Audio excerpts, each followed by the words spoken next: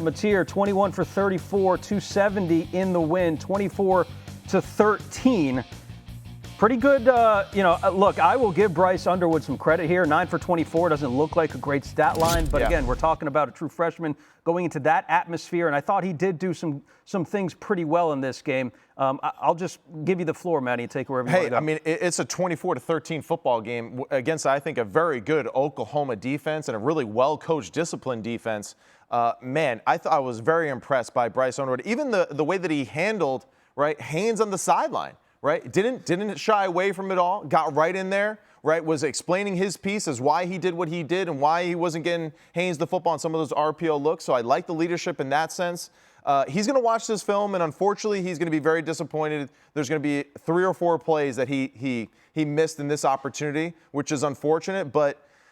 That's kind of typical. This is what Brent Venables does to young quarterbacks when he goes up against them. And it was really impressive win by Oklahoma. And I'm telling you, if we talk about Bryce Underwood, probably in like late October, we're going to say if they played again, it'd be different. Yep. And maybe they will. Maybe we'll be fortunate enough to see that matchup again. But Bryce Underwood, man, hey, sky's the limit for him. He's got all the talent in the world. Shout out to the chat. I see Aiden in there. I see William in there. The sentiment right now is Bryce needs more experience and time. Need to chill. They overhype him, but he's not trash. That was Aiden in the chat. And then William, I see you. Underwood is just a young freshman.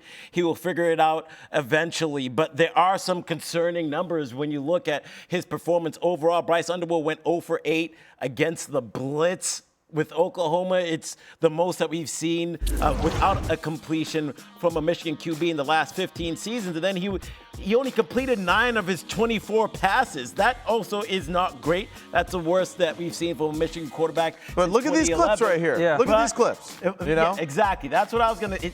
Look at the bodies around this young guy. Now, this is one of the plays that he's going to be a little disappointed they missed. He had a deep over there for a nice explosive play. Just settle, right, retreat in the pocket and throw to the open receiver.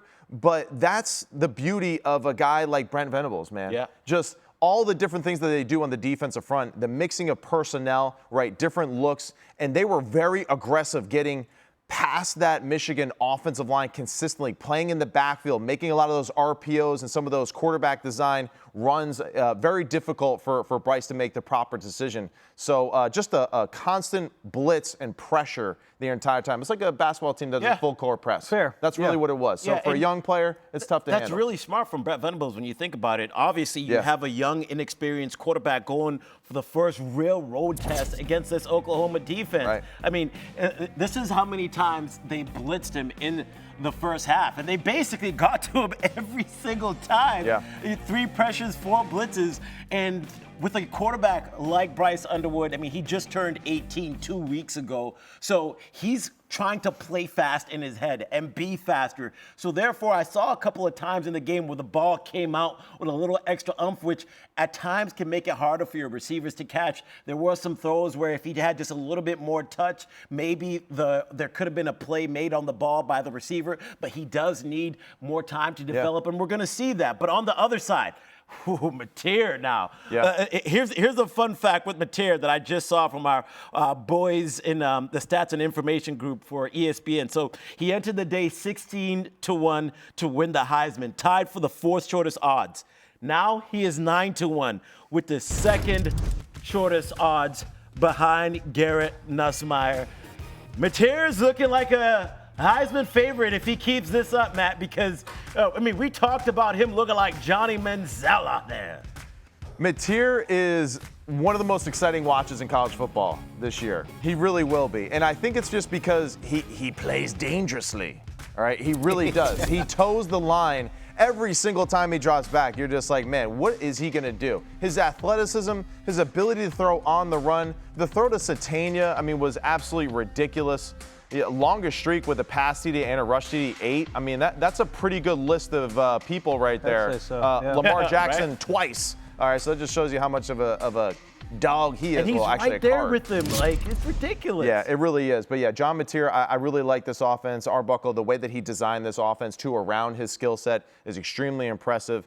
And man, Brent Venables. I mean, we know how good he is on the defense side of the football. He just now needed with an offense. Mateer and this offense, He just needed an offense. It's very scary. And we saw Deion Burks with the football in his hand. The whole shot that he threw against cover 2, I think it was, opposite hash. I'm just telling you, man. How many teams are in the Division I football? Right? A lot, right? 100 and whatever? 130 plus. Man, I'm telling you, only 1 or 2 other cats maybe have attempted that throw, and Mateer is one of those cats, and he put it right on the dot. Yeah, some people on the chat are saying Mateer, he's the best QB he's seen so far in college football. So we see your YouTube chat, we're right there. Mateer is going to be a problem. Hey, you know what? College football, a lot of good quarterbacks this year. A lot of good quarterbacks, no question about it. I thought also this was probably the biggest win for Brett Venables in his tenure at Oklahoma.